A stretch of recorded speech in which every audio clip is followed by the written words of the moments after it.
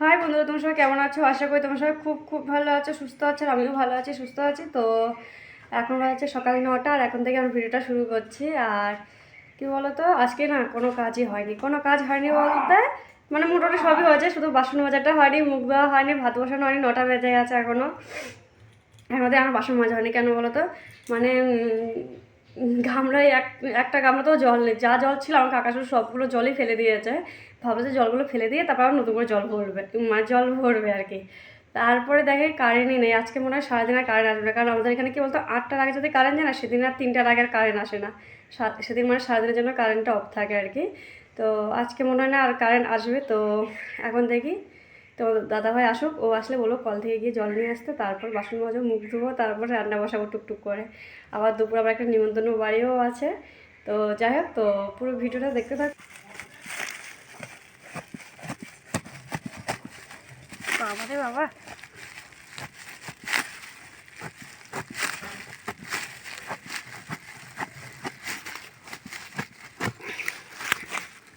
না রে খাওয়া যাইব রে বাবা, আমাদের জন্য খাওয়াই যাইব না। তো দেখো আমাদেরকে আচারগুলো রান্না করছে, আচার পুরো এখন ঘেটে একদম ঘ হয়ে গেছে, ঘেটে ঘ। আচারের কী হচ্ছে ভগবান জানা, মানে আচারটা না একদম খুব নরম ছিল। তো অক্সিজেনের আচারটা কত ভালো হবে বলো। আর দেখো চিংড়ি মাছ, কাল কত 300 চিংড়ি মাছের থেকে মাত্র কটা চিংড়ি মাছ হয়েছে। মানে বললাম না, চিংড়ি মাছ সব কাটাকাটির পরে ছাড়ানোর পরে, খোটা ছাড়ানোর পরে কিছুই থাকবে না চিংড়ি মাছের। আচার তরকারি রান্না করেছি, হ্যাঁ কেটেছি, রান্না করেছি, দেখে আছো। তো এখন দেখো তরকারিটা রান্না করে, এখন দেখো তরকারিটা পুরো ফেলেই দেবো। হ্যাঁ, ব্যাপার হচ্ছে কি বলতো, মানে অফ সিজনের আচর, তো এবার অফ সিজনের আচর। এবার সেদিন আমি একটা নিমন্ত্রণ বাড়িতে খেয়েছি, খুব ভালো হয়েছিল কিন্তু। তো ওকে বলছিলাম যে চিংড়ি মাছ এনেছো যেহেতু, আরেকটা আচর আনবো। তো এঁচড়টা এনেছে ঠিকই, কিন্তু এঁচড়টা না পুরো মানে নরম হয়ে গেছে, পাকা পাকা করে দেবে। ও বলছে কি অক্সিজেনের এঁচড় সব এরকমই হয়। তাহলে হয়তো এরকমই হয়তো হয়। তো আবার মানে দামটা অনেক নিয়েছে, কিন্তু কম যে নিয়েছে সেরকম 170 টাকা নিয়েছে একটা এঁচড়, ঠিক আছে, 170 টাকা দিয়ে কিনে এনেছে। তো এবার দেখো, বলো না শখের দাম লাখ টাকার সমান। এবার খেতে যখন ইচ্ছে করে, সেটা যতই দামি হোক খেতে তো হবেই বলো।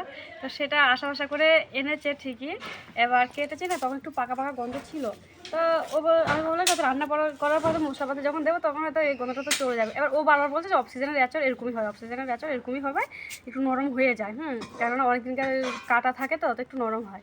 তাই আমি ভাবলাম যে সেদিকে নতুন বাড়িতে যেটা খেয়েছি, তো ওরা যে রান্না করছিল তো গন্ধ ছিল না, ওরাও নিশ্চয়ই কিনেছে যে এরকম হয়তো, এরকম মানে এরকমই হয়তো ছিল, হয়তো প্রথমে রান্না করার পর হয়তো ঠিক হয়ে গেছে, সেটাই ভাবলাম।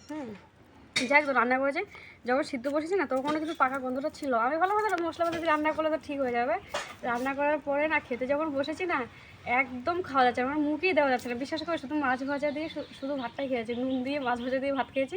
আর এখানে চিংড়ি মাছগুলো দিয়েছিলাম এঁচড়ে, সেই চিংড়ি মাছগুলো সব খুঁজে খুঁজে নিয়ে খেয়েছি। আর এঁচড়গুলো দেখো, সব এঁচড়গুলো পুরো মানে একদম দেখো, এটা বলার না, এঁচড়গুলো যখন রান্না করছি মানে পেকে গেছে, পুরো ঘেটে ঘ হয়ে গেছে একদম। এখন এই এঁচড় তরকারিগুলো সব ফেলে দেবো। এত মশলাপাতি দিয়েছে, কতগুলো তেল মশলা দিয়ে রান্না করে যাবে, কত আশা করে রান্না করেছিলাম, আর খাওয়াই হলো না। তা কী করবো বলো, ওই মানে কেমন তিতে তিতে লাগছে, আর কেমন একটা গন্ধ লাগছে, গন্ধের জন্য মুখই দেওয়া যাচ্ছে না। আর টেস্টও কেমন, মানে টেস্টই লাগছে না। যেমন পাকা জিনিস আর কাঁচা জিনিসকেই রান্নায় এক হয় বলো। তো আমি কী করবো, এখন এটা ফেলে দিচ্ছি। আর তোমার দাদা ভাই বক বক বক বক করে যাচ্ছে আমার সাথে, বলছে তোমার কথা শুনে এত টেনেছি। আমি বলছি তাও তুমি যখন দেখেছো এতটা নরম, তাহলে তুমি আনলে কেন? বলছে না, তুই আমার মাথা খাবি আমার। আমি ভাবছি কি, তাকে ফোন করে বলতে পারতো যে এতগুলো পছন্দ হচ্ছে না, বা এতগুলো কেমন নরম হয়ে গেছে, নেবো কিনা, একবার তো ফোন করে দেখতে পারতে। এই নিয়ে ওটা খুব কথা কাটাকাটিও হয়েছে। এখন বলছে আমার টাকা ফেরত দিবে আমাকে। মানে কি বলে, যত দোষ নন্দ ঘোষ। এখন আমি খেতে চেয়েছি, আমি আনতে বলেছি বলে এখন ওই এনেছে, আনার পর এখন জিনিসটা এখন ফেলে দিতে হচ্ছে। এখন এটা গায়ে লাগে, মানে খুব গায়ে লেগেছে। অবশ্যই গায়ে লাগারই কথা বলো, 170 টাকা। 170 যদি মাছ বা মাংস এনে খেতাম, 170 টাকার যদি মাছ বা মাংস এনে যদি খেতাম না, তাও মানে একটু তৃপ্তি করে খেতে পারতাম। কিন্তু এঁচড়টা এনে একদম পুরো টাকাটাই পুরো জলে দিয়ে এসেছি। কী করবো, যাই হোক, এরকম ভুল আর করবো না, এরপর থেকে আর কোনোদিন এরকম অক্সিজেন আর খাওয়ার চেষ্টা করবো না এঁচড়। আর সেটা যে খেলাম নিমন্ত্রণ বাড়িতে, ওরা হয়তো আগে হয়তো অর্ডার দিয়েছে নাকি কি জানি, ওরা কোথা থেকে এনেছে, কিন্তু এঁচড়গুলো খুব ভালো ছিল। এখন দেখো রেডি হয়ে গেছি আমি আর ছেলে। তো এখন যাচ্ছি একটা জন্মদিনের অনুষ্ঠানে। তো শুধু আমাকে ছেলেকে নিমন্ত্রণ করেছে, ওদের বাড়িতে প্রতি বছরই নিমন্ত্রণ করে, শুধু আমাকে ছেলেকে। মানে কি বলবো, বাচ্চাটা হয়েছে, সে অন্নপ্রাশন দিয়েছে, নিমন্ত্রণ করে। মানে অন্নপ্রাশন যতবার জন্মদিন যতবারই করেছে, তো আজকেও করেছে। তো আজকে বলতে কদিন আগে করেছে, আজকে হচ্ছে জন্মদিনটা, ঠিক আছে। তো এখন যাচ্ছি সে নিমন্ত্রণ। আর হচ্ছে এই যে ছেলে এখানে রেডি হয়ে গেছে, আর এই যে এখানে ওর জন্য একটা গিফট নিয়েছি। তো চলো যাওয়া যাবে।